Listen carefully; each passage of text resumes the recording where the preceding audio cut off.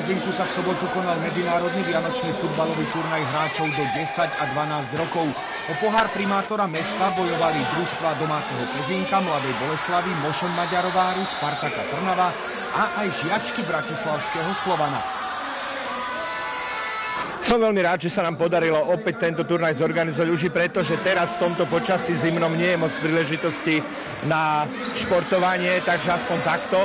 A pre mňa samozrejme je to aj spoločenskou udalosťou, lebo tu štartujú mužstva z partnerských miest.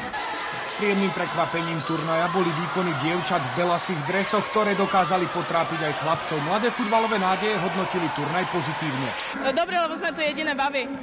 Je to tu dobré a je to také zábavné. Páči sa mi tu aj skôr tu trofeje a môžem si tu aj dobrý futbal zahrať. Celkovým víťazom sa v kategórii do 10 rokov stali hráči maďarského Mošon Maďarováru, no a v kategórii do 12 rokov sa podarilo triumfovať hráčom domáceho tímu PŠC Pezinok.